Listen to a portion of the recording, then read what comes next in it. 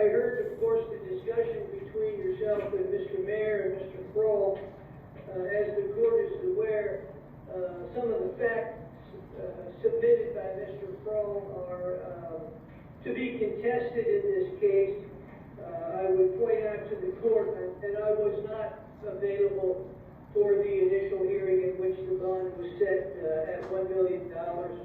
And I would indicate to the court that Mr. Montgomery's home happens to be on Wiley Avenue, and he was on his way home from the bar. I think the court correctly indicated that the police were called to the bar in order to break up this fight. It's my understanding, some of the evidence will come out, that there was a request of the police to stay, for Mr. Montgomery to stay where he was at, so there wouldn't be an indication of any fight, and the police advised him that he needed to go home. So he was, in fact, on his way home. How Mr. Benedict ended up where he did near Wiley Avenue, I don't have an answer to that, Judge. I would indicate that certainly the court can take into consideration some of the facts of the case and the weight of the evidence against Mr. Montgomery. I would indicate to you that he does in fact own a home, that there is equity in that home. He is in fact working in Crawford County, and I'm not going to disclose where. I can do that private to the court and to Mr. Kroll, but I won't do that on public record. He is, however, employed in Crawford County. The court indicated that there was a prior record. I think that prior record was perhaps a domestic violence that was reduced to a disorderly conduct, and it involved a family situation with a daughter and a cell phone. That is the only record that I'm aware of that Mr. Montgomery has. He was gainfully employed up until being charged with this offense when his employer at that time let him go.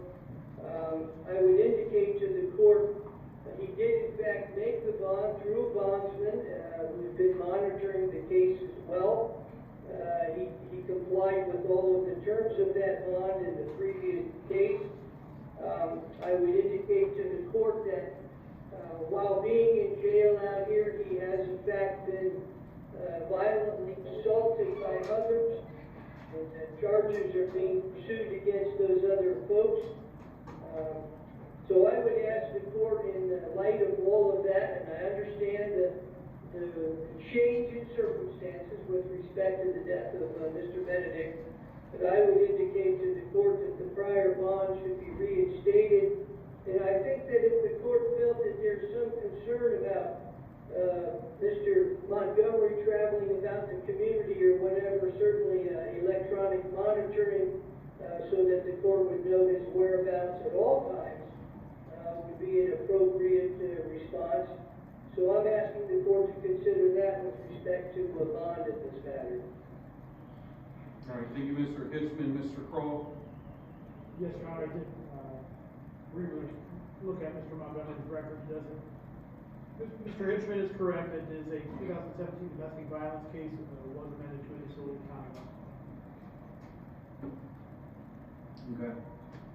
Well, the courts can consider all factors under Criminal 46 for the reasons stated at the prior hearing, and for many of the reasons that the court states here today. This is a shocking fact pattern whereby Mr. Montgomery and two co-defendants beat a man to death, essentially. And this is different, Mr. Hitchman, than a situation where you have a mutual combat situation where people are fighting, and in the course of the fight, something goes terribly wrong, somebody dies. Those cases happen. This court in private practice has been involved in situations like that. This is a different situation. This could have been a mutual combat. It might have been a mutual combat. However, at some point, Mr. Benedict was unconscious and unable to defend himself. And then the fight's over.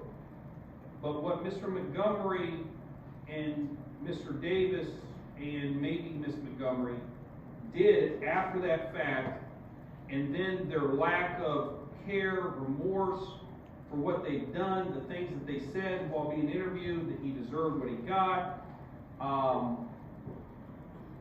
Clearly, these are people that are dangerous in nature, that have very little care about human life.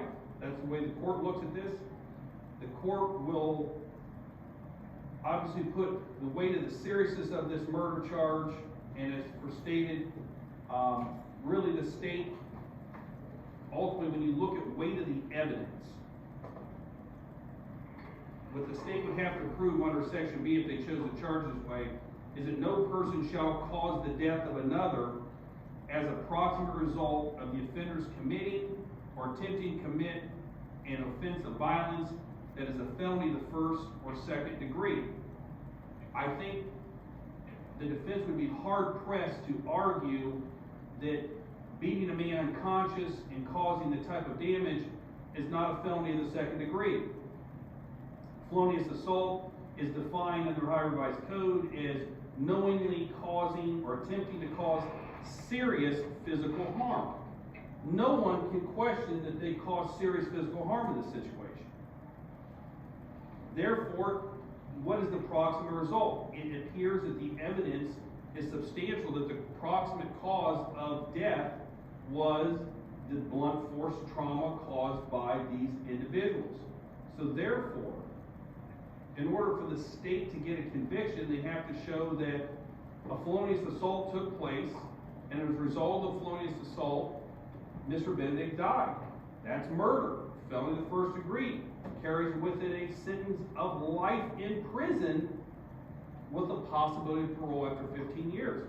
The court, when looking at what has been presented so far, it appears as if the evidence is overwhelming against Mr. Montgomery and Mr. Davis. Now, I'm not so sure about Ms. Montgomery. We start talking about whether or not a single kick is felonious assault. Obviously, it could be, especially to someone who's been severely beaten.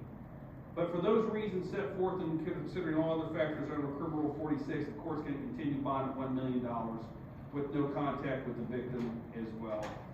And the court will set the matter for preliminary hearing, and so, if that's what you want. Yes, that's fine, Judge. I think there was some discussion about that last week. I was wanting to confirm that we had. Do we have a preliminary I hearing think we date? might, Judge. I believe it's one of them is second Friday. Okay. I think that's me. Okay. 2 o'clock, Judge. All right, well, obviously the court will check with this assignment commissioner. All right, court stand in recess. Judge, thank you. Thank you, Judge.